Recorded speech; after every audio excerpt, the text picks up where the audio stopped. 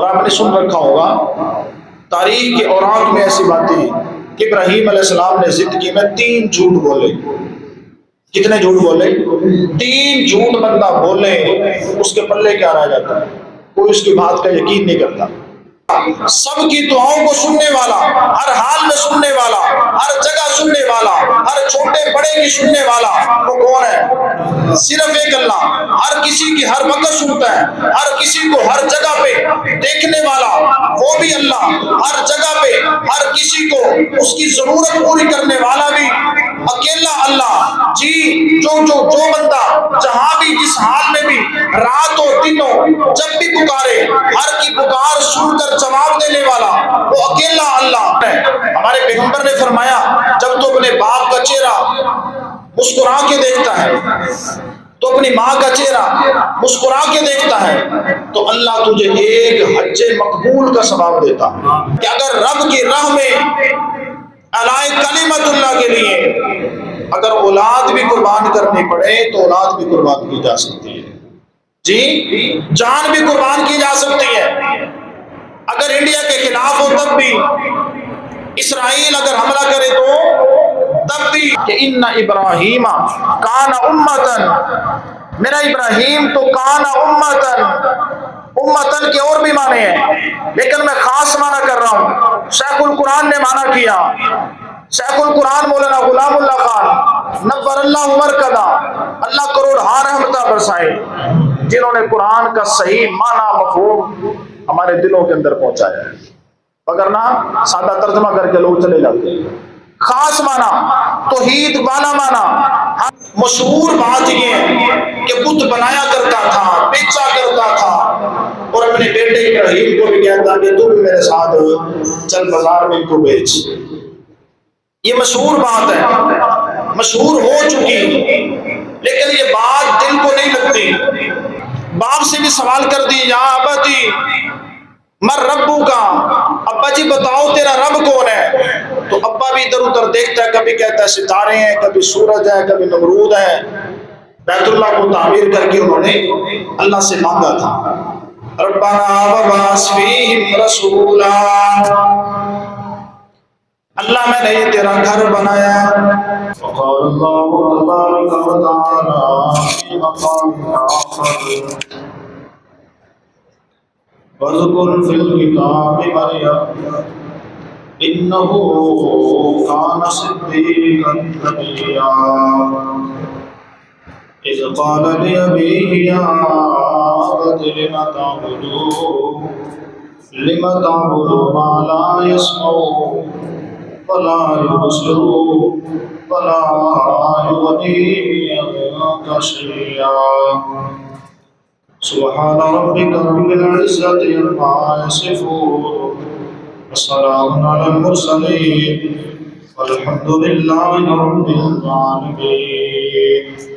اللهم صل على محمد وعلى آل محمد كما صليت على إبراهيم وعلى آل إبراهيم إنك حميد مجيد.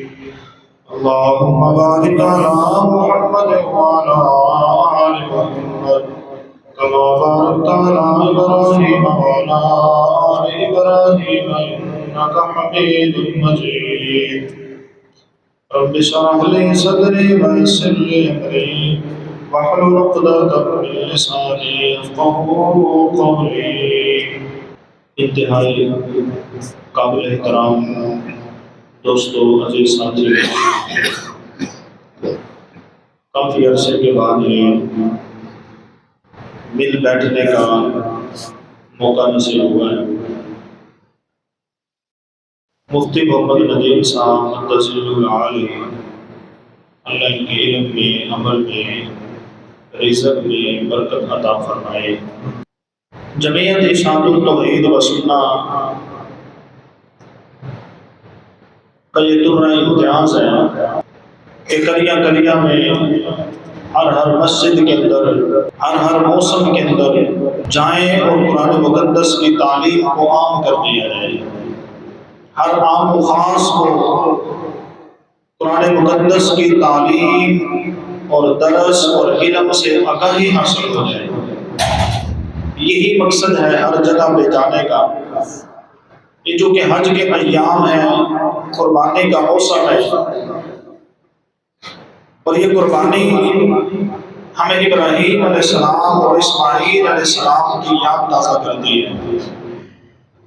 میں ابھی چند انشاءاللہ زیادہ لمبی بات نہیں کروں گا،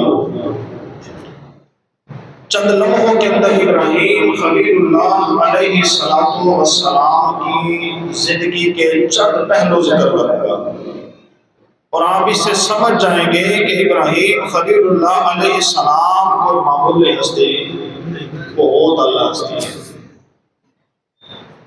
تو جمعیت اشاعت التوحید و سنہ کا یہی کام اور مشن ہے کہ قربانی کا موسم ہے، تب بھی لوگوں کو قرآن سنائیں، اور ابراہیم خلیل اللہ کی سیرت بھی اور قربانی کا مسئلہ بھی قرآن مقدس سے بیان کریں۔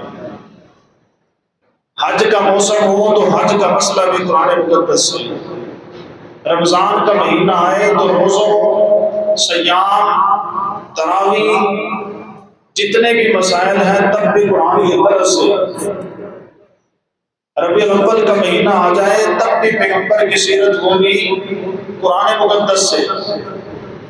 جو مہینے گزرتے رہیں، جس کا بھی موسم آ جائے، تو صرف ہماری جماعت پہ لازم نہیں، سب لوگوں پہ لازم ہے کہ وہ قرآن مقدس کے آئینے کے اندر اس کو رہی، اس کو سمجھیں۔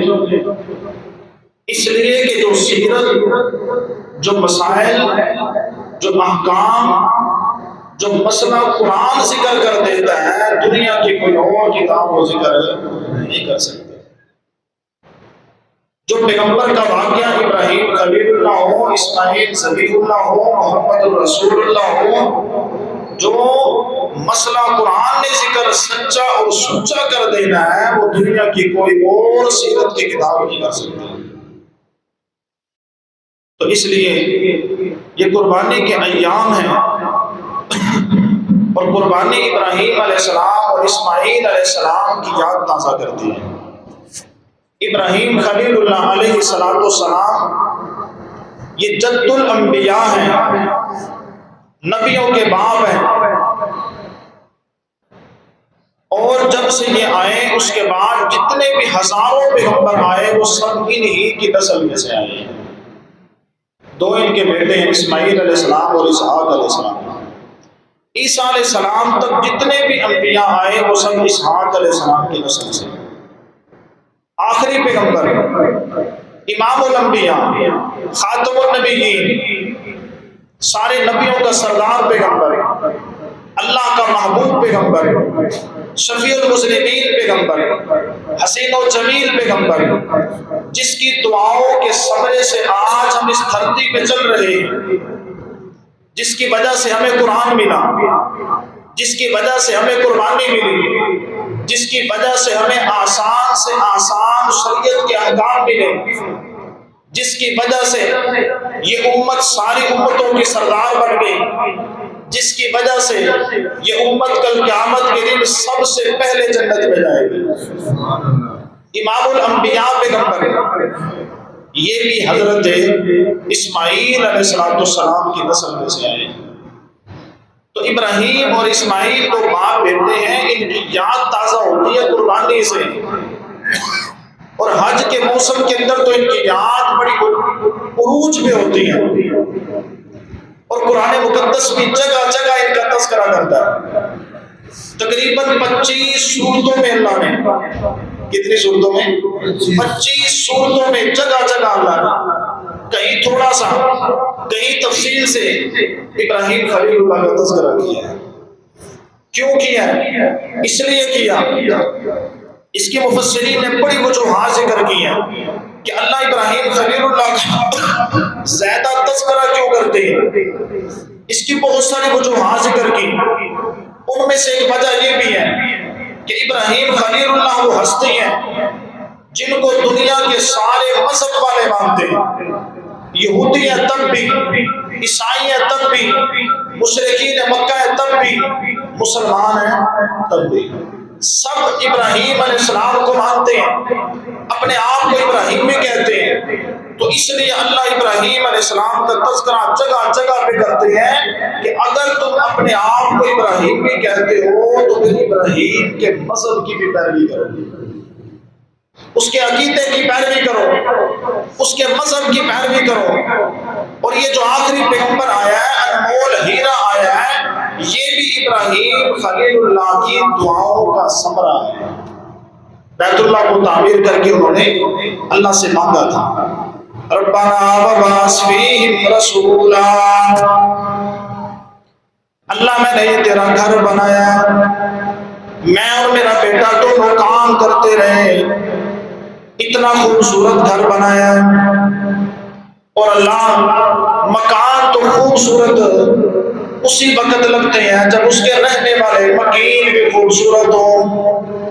تیرا گھر میں نے بنایا ہے، اس گھر کو آباد کرنے والے محمد رسول اللہ کو اس کے اندر مبعوث کر، یہ مکان میں نے بنایا ہے، اللہ یہ مسجد میں نے بنائی ہے، اس کو آباد کرنے والے امام الانبیاء محمد الرسول اللہ صلی اللہ علیہ وسلم جیسا پیغمبر اس کے اندر مبعوث کر، دعائیں کر رہے ہیں، ربنا تقبل منا، اللہ یہ بڑا اچھا کام کیا ہے، اور تجھ سے دعائیں کرتے ہیں، باپ بیٹا دعا کرتے ہیں، اللہ یہ خوبصورت عمل، بہترین عمل اپنے بارگاہ کے اندر قبول فرما، اور اس کے اندر نبی بھی ہے جو سارے نبیوں کا سردار ہو، اللہ نے بھیجا ہے۔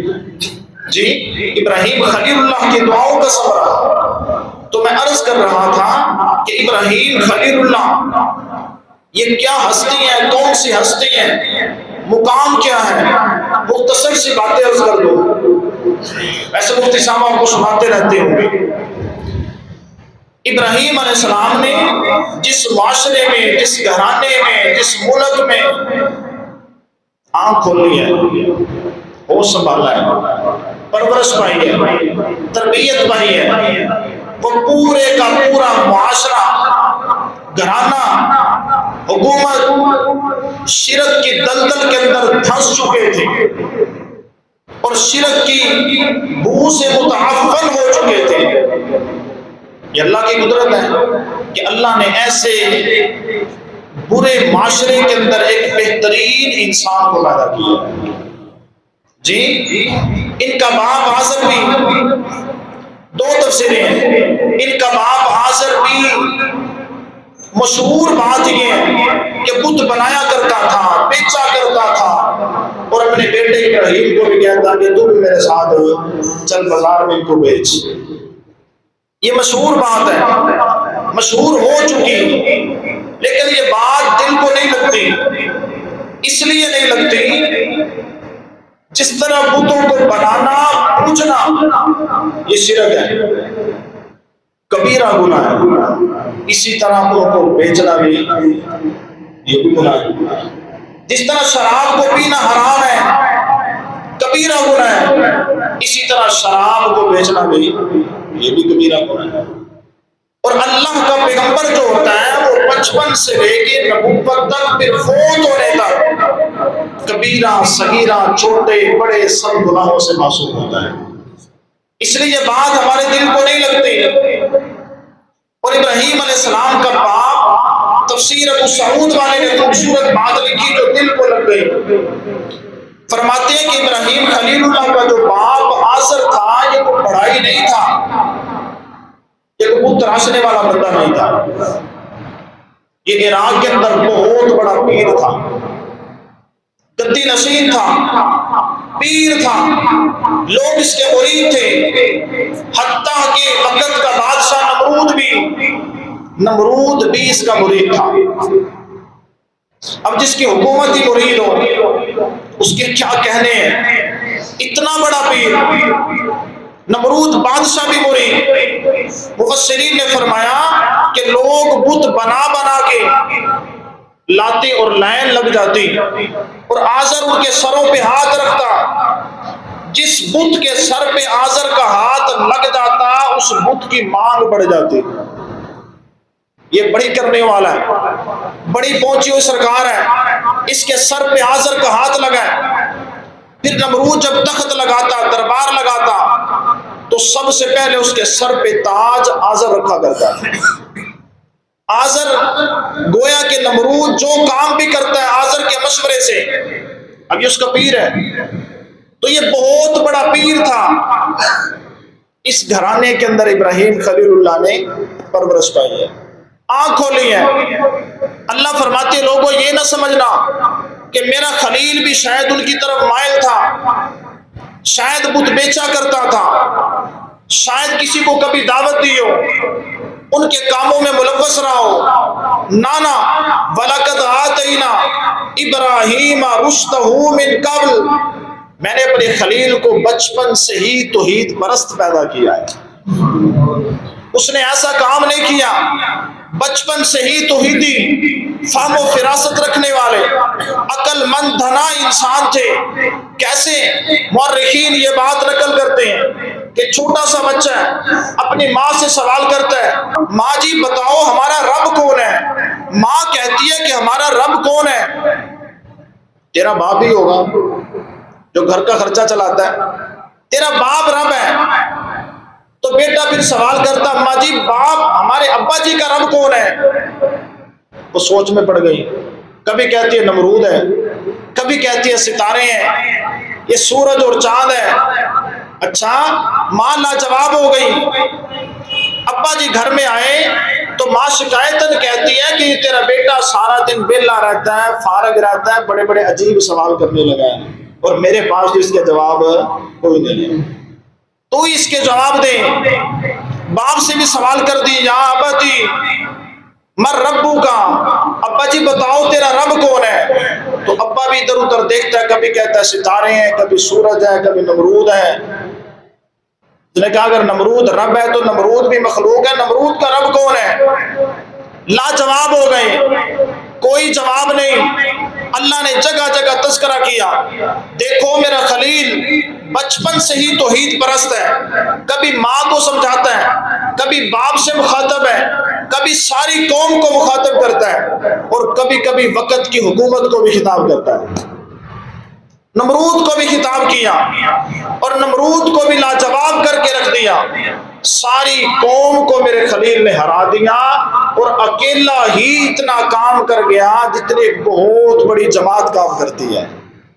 اس لیے اللہ نے سورۃ نحل کے اندر یہ اس کا تذکرہ فرمایا کہ ان ابراہیم کان امتن، میرا ابراہیم تو کان امتن، امتن کے اور بھی معنی ہیں لیکن میں خاص معنی کر رہا ہوں۔ شیخ القرآن نے معنی کیا، شیخ القرآن مولانا غلام اللہ خان نور اللہ مرکزہ، اللہ کروڑہا رحمتہ برسائے، جنہوں نے قرآن کا صحیح معنی مفہوم ہمارے دلوں کے اندر پہنچایا ہے، وگرنہ سادہ ترجمہ کر کے لوگ چلے جاتے ہیں۔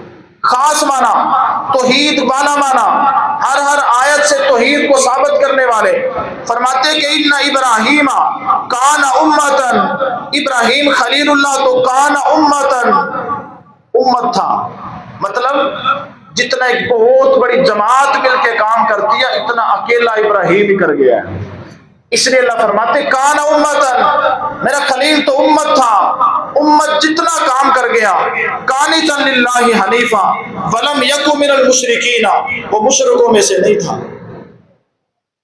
تو سمجھیے گا ہم نے یہ قربانی کرنی ہے، یہ قربانی بھی ابراہیم خلیل اللہ کی سنت ہے، یادگار ہے۔ صحابہ پوچھتے ہیں حضرت محاذل اضاحی یہ قربانی کیا ہے؟ تو حضور فرماتے ہیں کہ سنت ابیکم ابراہیم، یہ تمہارے باپ ابراہیم کی سنت ہے، یادگار ہے۔ دو قربانی میرے پیغمبر نے بھی دی ہے، جب سے مدینے میں آئے ہر سال میرے پیغمبر نے قربانی کی ہے جی۔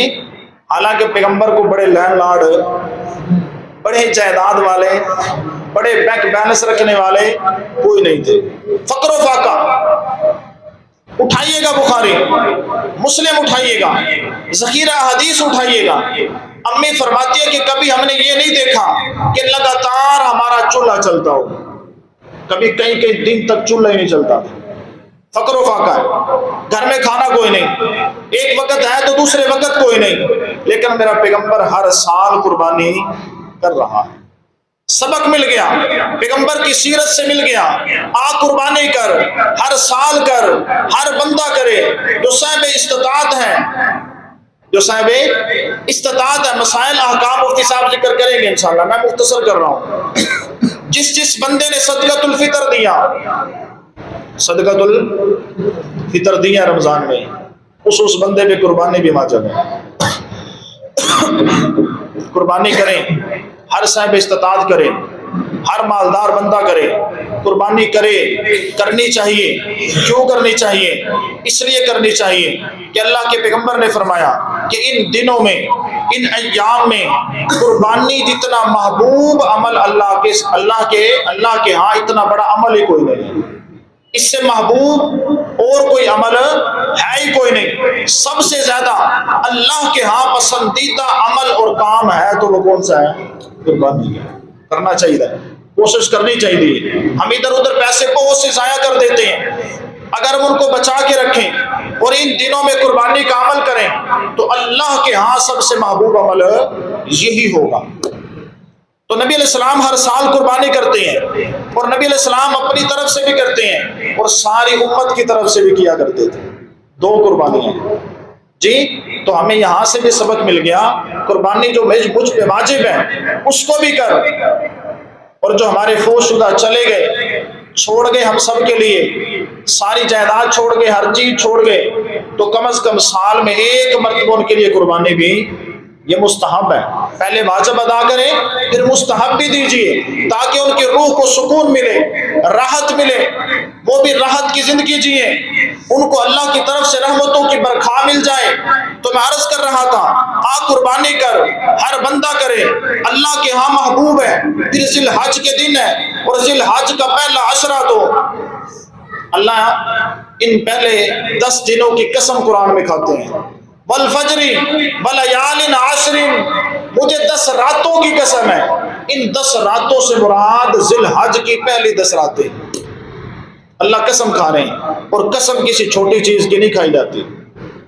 تو یہ ایام ہے بڑے اعلیٰ اولا، حضور فرماتے کہ ان ایام میں تم کوئی بھی عمل کرو، اللہ کے ہاں وہ عمل بہت بڑھ جاتا ہے، بڑا پسندیدہ ہے۔ روزہ رکھو تب بھی، صدقہ خیرات کرو تب بھی، نماز پڑھو تب بھی، قرآن پڑھو تب بھی۔ لہٰذا ان 10 دنوں میں جتنے بھی ہم بھائی یہاں موجود ہیں، ہم کوشش کریں گے کہ گناہ کم سے کم کریں، گناہ کریں ہی نہ، جھوٹ نہ بولیں، نماز نہ چھوڑیں، درس قرآن میں ضرور شرکت ہر روز کریں۔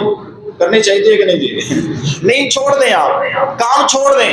درس قرآن سے بڑھ کر کوئی مجلس پوری کائنات میں کوئی نہیں ہے، اس سے بڑی برکت والی، ثواب والی مجلس اور کوئی بھی نہیں۔ چھوڑ دیجئے کام کاج بھی، 10-15 منٹ کی جو مجلس صبح کے وقت درس قرآن کی لگتی ہے اس میں ضرور شرکت کریں، حج کے دنوں میں تو ضرور کر دیں۔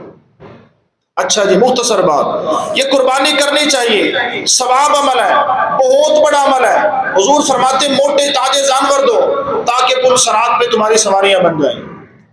سنیے گا، حضور فرماتے کہ ابھی تم جانور ذبح کرو گے، اس جانور کا خون ابھی زمین پہ نہیں گرے گا، اللہ تمہارے سارے گناہوں کو معاف کر دے۔ پھر صحابہ فرماتے حضرت اور کتنا ثواب ملے گا؟ حضور نے فرمایا بِكُلِّ شَعْرَةٍ حَسَنَةٍ، اللہ تمہیں ہر بال کے بدلے میں نیکی دے گا، ہر بال کے۔ یہ بال اللہ نے کیوں ذکر کیے؟ اس لیے ذکر کیے کہ بال، جانور کے جسم پہ جو بال ہیں ان کو کوئی بندہ گن کوئی نہیں سکتا، کوئی مشین بھی ان کو اکاؤنٹ نہیں کر سکتی، یہ گنے ہی نہیں جاتے۔ تو مطلب سمجھ آ گیا کہ اللہ اتنا ثواب دے گا جو کبھی گنا بھی نہیں جائے گا، بے شمار ثواب ہوگا۔ آپ مسئلہ سمجھیے گا، قربانی کرنی چاہیے، اچھا عمل ہے، محبوب عمل ہے، لیکن قبول کب ہوگا؟ اللہ نے اس کا تذکرہ کیا، قربانی ابراہیم خلیل اللہ کی سنت ہے، اس کی یادگار ہے۔ اگر تو چاہتا ہے تیری قربانی قبول ہو جائے تو عقیدہ بھی ابراہیم بھی بنا، عقیدہ بھی ابراہیم جیسا بنا، ابراہیم کے مذہب کی پیروی کر، اس کے عقیدے کی پیروی کر، جو عقیدہ ابراہیم خلیل اللہ کا تھا وہی عقیدہ بنا، پھر تیری قربانی قبول ہوگی، تیرا حج بھی قبول ہوگا، تیرے روزے بھی قبول ہوں گے، تیری نمازیں بھی قبول ہو جائیں گی۔ ابراہیم خلیل اللہ کا عقیدہ کیا؟ وہ عقیدہ قرآن نے ذکر کیا، اس عقیدے کو میرے پیغمبر نے ذکر کیا، اس عقیدے کو صحابہ نے بھی ذکر کیا، اور اس عقیدے کو آج تک علماء حقہ بھی بیان کر رہے ہیں۔ میں مختصر کر رہا ہوں، یہ سورت مریم ہے۔ اللہ یہاں نہیں، سورت شعراء میں بھی، سورت الانبیاء میں بھی، سورت الانعام میں بھی جگہ جگہ اللہ نے ابراہیم علیہ السلام کے عقیدے کا تذکرہ کیا۔ اللہ فرماتے ہیں وَاذْكُرْ فِي الْكِتَابِ إِبْرَاهِيمَ، تذکرہ کرو میرا پیغمبر ابراہیم خلیل اللہ کا قرآن مقدس کے اندر۔ اللہ کیوں کروں تذکرہ؟ اللہ فرماتے ہیں قرآن بھی اللہ، اس کو بیان کرنے والا پیغمبر بھی بہت اعلیٰ، اور جو مخاطب سننے والے ہیں، جو امت اس قرآن کو سننے والی ہے، یہ امت بھی ساری امتوں سے اعلیٰ۔ آؤ سنو ابراہیم خلیل اللہ کا تذکرہ، اس لیے سنا رہا ہوں کہ تمہارا عقیدہ بھی ابراہیمی بن جائے، تم سب بھی ابراہیم خلیل اللہ کے مذہب کے پیروکار بن جاؤ، اس لیے کہ میرا خلیل بڑا اولا بندہ، بڑا اولا بندہ، بڑی قربانی دینے والا بندہ، سارے نبیوں کا باپ پیغمبر، بڑی فضیلتوں والا۔ اللہ قرآن میں تذکرہ کرتے ہیں ان ابراہیم اوّاہ حلیم، میرا ابراہیم تو بڑے حوصلے والا، بڑے نرم دل والا، بڑا بردبار پیغمبر، بڑا رجوع کرنے والا پیغمبر، بڑے حوصلے والا پیغمبر، بڑی اللہ نے تعریفیں کی ہیں۔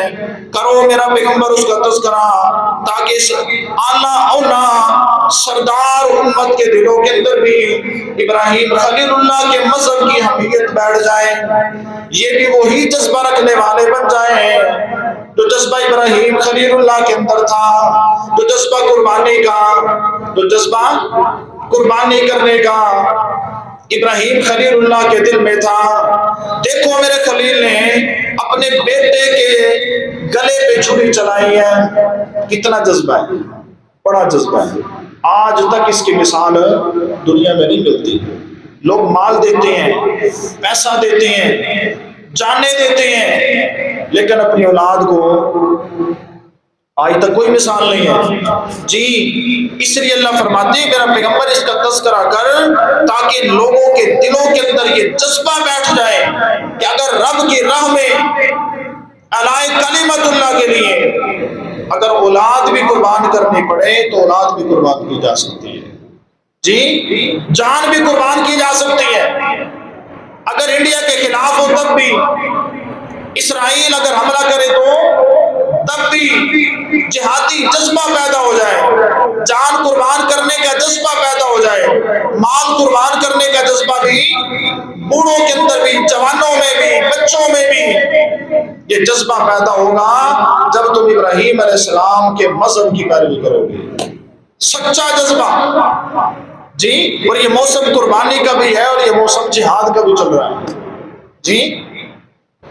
تو مذکور فی الکتاب ابراہیم، تذکرہ کیجئے میرا پیغمبر ابراہیم خلیل اللہ کا، انہو کان صدیقا نبیا، ابراہیم میرا بڑا سچا پیغمبر، صدیق اسے کہتے ہیں جس نے زندگی میں کبھی ایک بھی جھوٹ، اور آپ نے سن رکھا ہوگا تاریخ کے اوراق میں ایسی باتیں ہیں کہ ابراہیم علیہ السلام نے زندگی میں 3 جھوٹ بولے۔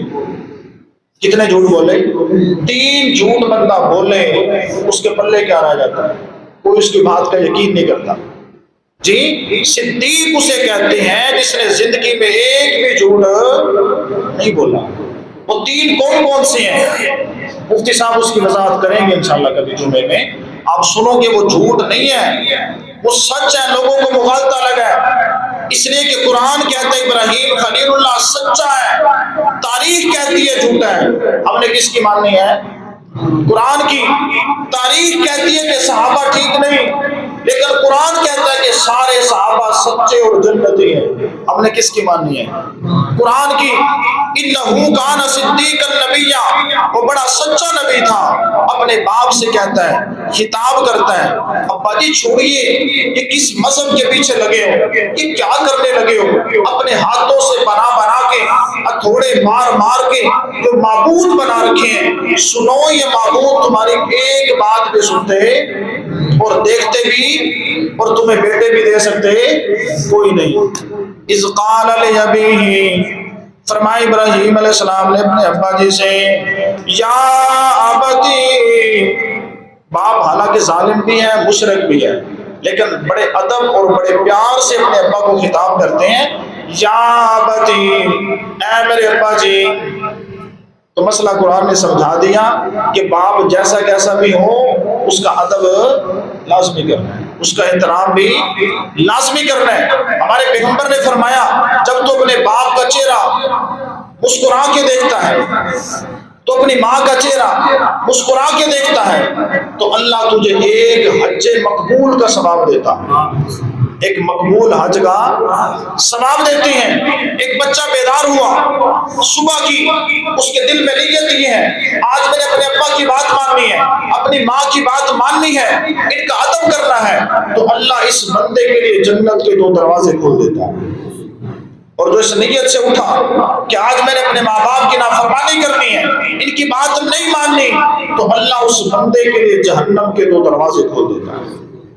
تو یہ ماں باپ ہمارے لیے جنت بھی ہیں، اگر نہیں مانو گے تو پھر جہنم بھی ہے.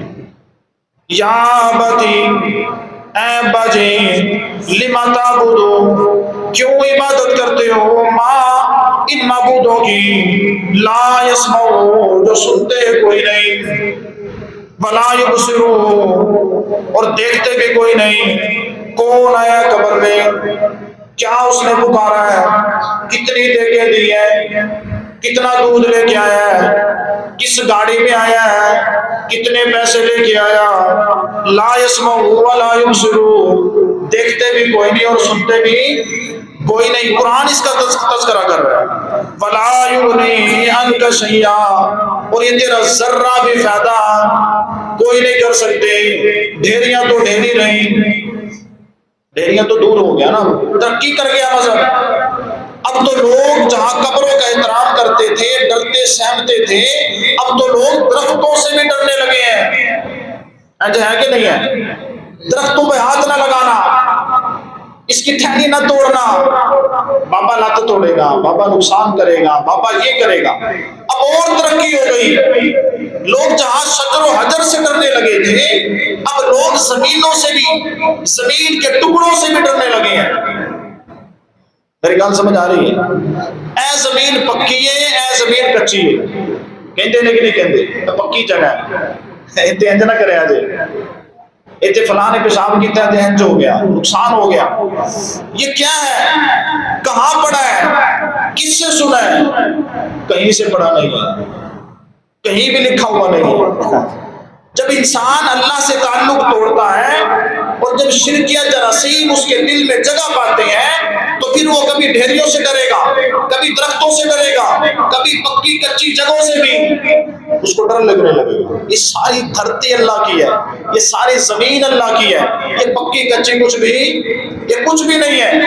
اور رہی بات جنات کی، جنات تو ہر جگہ موجود ہے، جنات تو میرے کندھے پہ بھی ہے کہ نہیں ہے؟ ہر بندے دے کندھے دے بیٹھے، ہر معشروم کے اندر بیٹھے ہوئے ہیں. جنوں سے کیوں ڈرتا ہے؟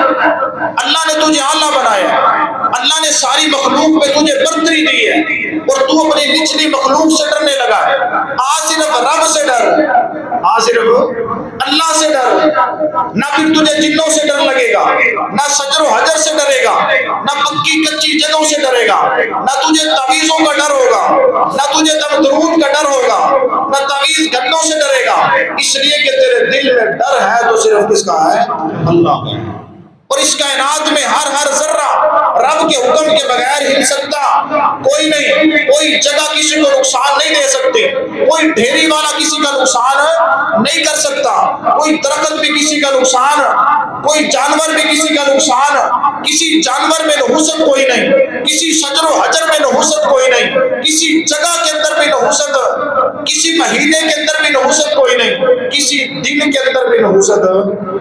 لوگ کی بدھ والے دن شادی نہیں کرتے، منگل والے دن نہیں کرتے، کیوں نہیں کرتے جی؟ بدھ کی شادی لوگ سفر کے مہینے میں نہیں کرتے، کیوں نہیں کرتے؟ یہ مہینہ منحوس ہے، یہ دن منحوس ہے۔ تو میرے پیغمبر نے اس مسئلے کو ذکر کیا، قرآن نے اس مسئلے کی وضاحت کی، کسی مہینے میں نحوست نہیں، کسی دن میں نحوست نہیں، کسی جانور پرندے میں نحوست، کسی بندے میں بھی نحوست۔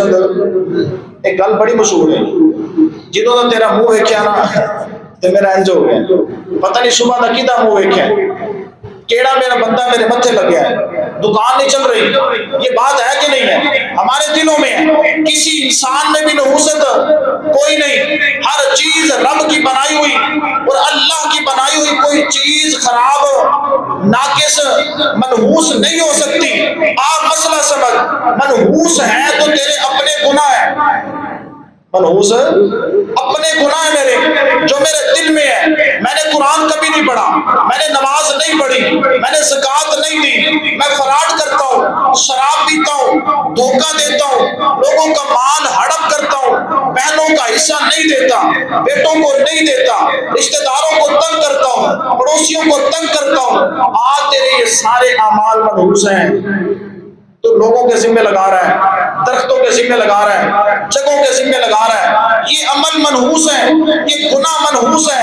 یہ پیغمبر کی حدیث سنا رہا ہوں، کسی مولوی کی بات نہیں سنا رہا۔ حضور فرماتے تھے اپنے گناہ منحوس ہیں جن کی وجہ سے تجھ پہ نحوست پڑتی ہے، کسی بندے میں نحوست کوئی نہیں۔ تو ہاں ابراہیم علیہ السلام کا عقیدہ بنا، لما تعبد ما لا یسمع، جو فوت ہو جائے، جس کی عبادت کی جائے، لا یسمع، وہ سنتا کوئی نہیں، ولا یبصر، وہ لوگوں کو دیکھتا بھی کہ بڑا بندہ آیا، چھوٹا آیا، کون آیا، وہ کوئی نہیں دیکھتا، ولا یغنی عنک شیئا، اور وہ کسی کا ذرہ بھی فائدہ نہیں کر سکتا۔ سب کی دعاؤں کو سننے والا، ہر حال میں سننے والا، ہر جگہ سننے والا، ہر چھوٹے بڑے کی سننے والا، وہ کون ہے؟ صرف ایک اللہ۔